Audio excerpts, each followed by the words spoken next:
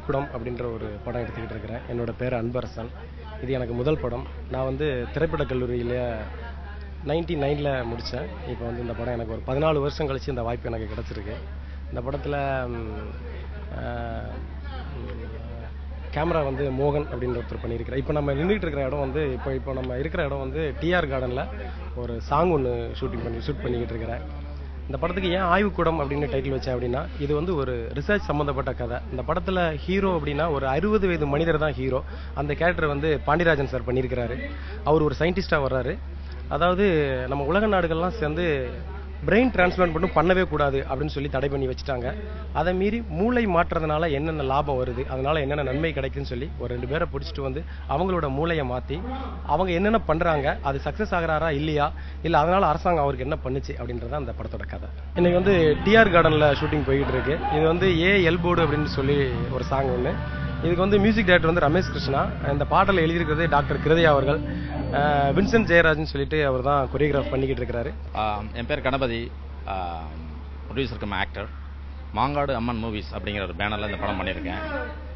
படம் ரொம்ப நல்லா வந்திருக்கு. Humour based subject, modern subject, ஒரு வழக்கமான கதை இல்லாமல் ஒரு புது கதை, ஒரு யங் எனர்ஜெட்டிக் டீம் ஜாயின் பண்ணி இதில் பண்ணியிருக்கேன்.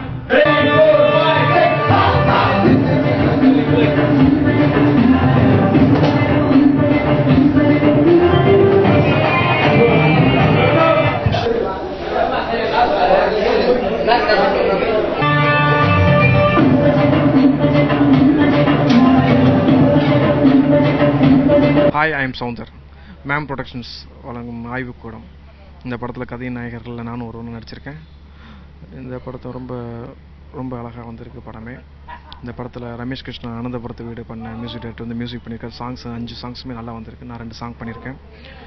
அப்புறம் மோகன் கேமரா பண்ணியிருக்காரு. ரொம்ப அருமையாக பண்ணியிருக்காரு. கேமரா எல்லாமே டான்ஸ் மாஸ்டர் வின்சென்ட் என்ன ரொம்ப கஷ்டப்பட்டு ஆடி இருந்திருக்கோம். எங்களுடைய ஃபஸ்ட்டு மூவியில் ரொம்ப நல்லா பண்ணியிருந்திருக்கோம். இந்த படம் வந்து முழுக்க ஒரு பிரெயின் டிரான்ஸ்பிளான்டேஷன் சம்மந்தமாக பண்ணியிருக்காங்க. அன்பு சார் ரொம்ப கஷ்டப்பட்டுக்காரு எங்களெல்லாம் வச்சு வேலை வாங்குறதுக்கு.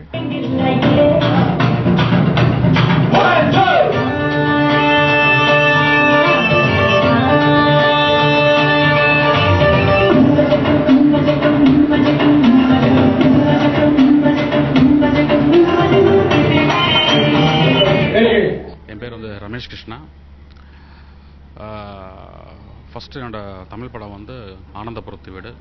ஸோ எஸ்பிச்சஸில் பண்ணது டாக்டர் நாகா சார். அது டோட்டலாக ஒரு டிஃப்ரெண்ட் ஜானல் ஆஃப் மியூசிக்.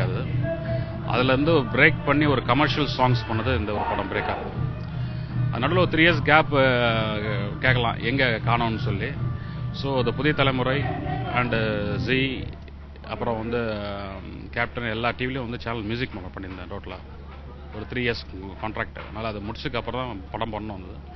அந்த கான்ட்ராக்ட் முடிஞ்ச உடனே எனக்கு ஃபஸ்ட்டு வாய்ப்பு கொடுத்து டைரக்டர் செல்வா அவங்க. அவர் என்கிட்ட பேசும்போது ஸ்கிரிப்ட் சொன்னார். ஸ்கிரிப்ட் சொல்லும்போது எனக்கு ஒன்று ரொம்ப கிளியராக பட்டது என்னன்னு கேட்டிங்கன்னா, இந்த ஸ்கிரிப்ட் டோட்டலாக இன்றைக்கி வர ஒரு ஜானலில் ஒரு டிஃப்ரெண்ட் ஸ்கிரிப்ட். அது கண்டிப்பாக இது வந்து மக்கள் வந்தாங்கன்னா கண்டிப்பாக அவங்களுக்கு வந்து அடுத்த சீன் அவங்க வந்து சொல்ல முடியாது. இந்த சீன் நான் நெக்ஸ்ட் அந்த சீன்ன்றதை சொல்ல முடியாது. அந்த ஸ்கிரிப்ட் கேட்டேன், சார் ஓகே பண்ணலான்னு நினச்சி சொன்னேன். அப்புறம் சாங்ஸ் பார்த்தீங்கன்னா என்னோட பிரேக்கப் இது. நான் இப்போ ஆனந்தப்பட்ட டோட்டலாக ஒரே ராகத்தில் கம்போஸ் பண்ணி ஒரு மாதிரி சிம்ஃபனி மியூசிக்லாம் பண்ணியிருந்தோம்.